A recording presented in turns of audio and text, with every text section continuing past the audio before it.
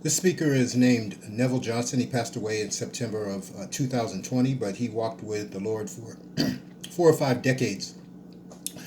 He would see him all the time. The Lord would just show up, pop up in his home when he was speaking, take him on different missions, take him to different places. He's been to paradise many a times. He's been to heaven. He's been before the Most High God. He's been ministered to by many of the cloud of witnesses: Moses, Paul, John, you name it.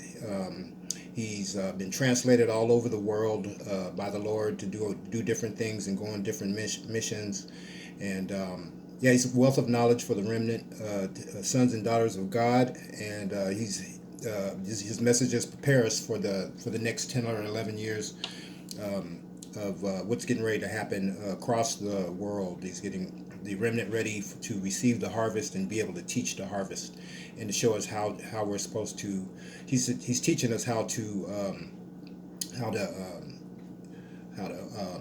walk closer with God. I mean, so that we can we can be used by God in a more powerful way. So here's a little bit of his teaching, and it's time to get ready. Don't waste any time. Go to the Academy of Light on YouTube or the Academy of Light on the World Wide Web and get all the knowledge that you can, because time is running out and you don't want to wait.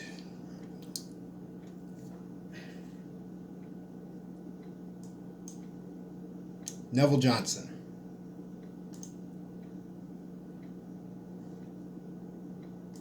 The Lord appeared to me and said, I'm going to draw a line between good and evil in the church. I thought, whoa, that's pretty strong. He didn't say when, but he did say this. He said, this will be accompanied by cosmic events. And those who call evil good and good evil will be removed, both in the church and in the world. Whoa, I thought, there will be no more grace extended for this. I will expose hidden and plans of the enemy in the year of the 70. Especially, I will expose Hillary Clinton, Barack Obama, and others. He was saying, I will expose how evil Hillary Clinton is. You have no understanding how evil that woman is. Now, if you had a choice between Donald Trump and Hillary Clinton, there's no contest there. Put Trump in any day. Hillary Clinton is an extremely evil person and will answer to it.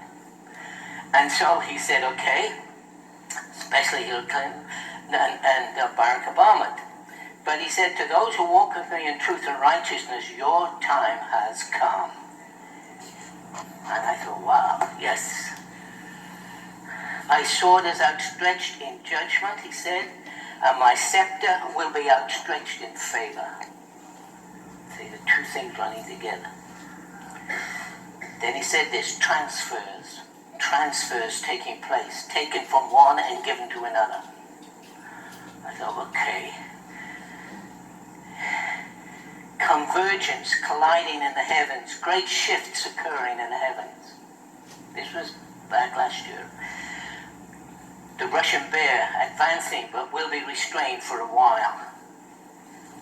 He said a plane crash will uncover evil intent. And that's the thing I had an encounter just recently. And he reminded me of this. He said plane crash will uncover evil content. He said what the Lord said to you will happen. It's not optional. So I thought, oh, okay. There's a birthing of a new day.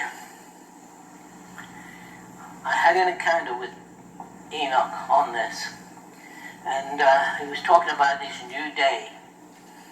And he said, you need to understand something. He said, this is a birth. You're in birth pangs now. But this year, we will give birth.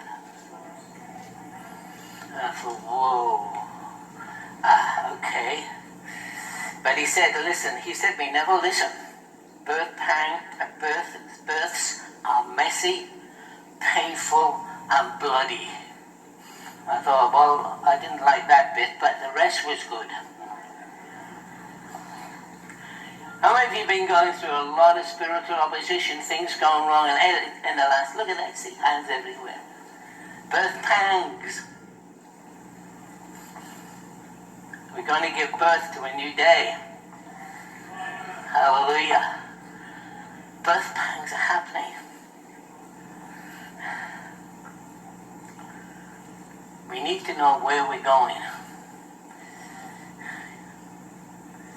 And he said, in this day, this new season, you'll do greater works than I did on the earth. I thought, what could be greater than what you have done? Well, you could transform a whole you could translate a whole congregation into the heart of China to preach the gospel and translate them home again the next day. Greater things. I'm deadly serious. Deadly serious. These things are going to happen. This is a new season. I am sick of traveling on Qantas.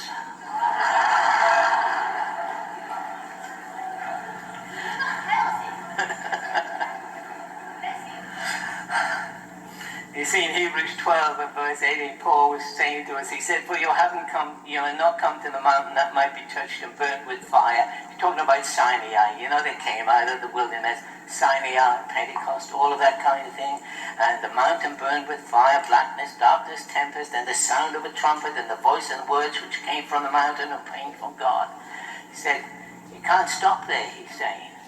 Don't stop there. But you have come, you've got to come to Mount Zion. That's the end of the journey. Not just the promised land, Mount Zion, in the promised land.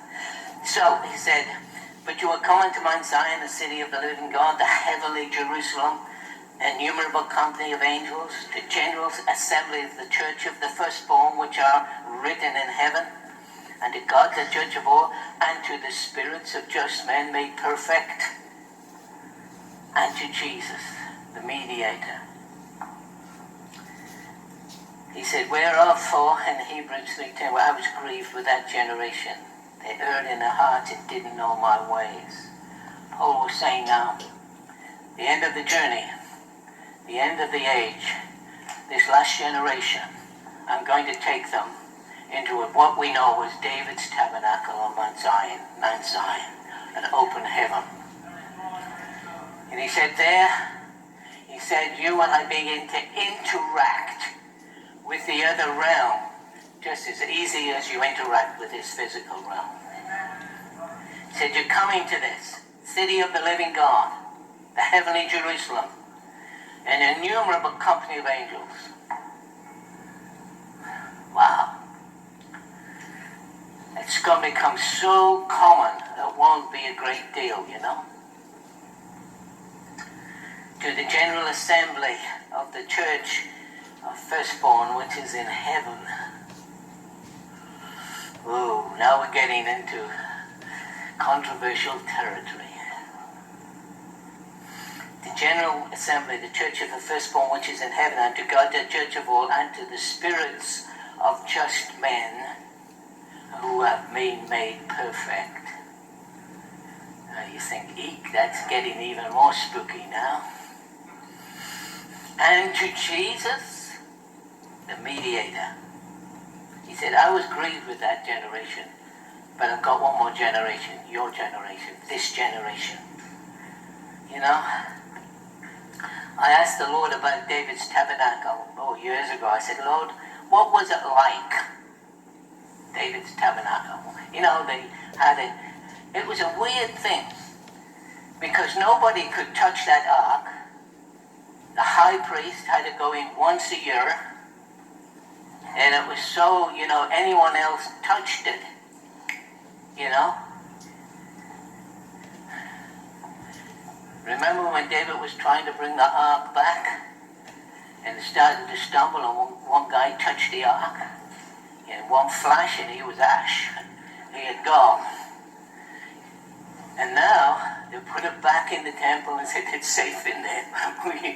David said, I don't know how we're going to bring this thing back.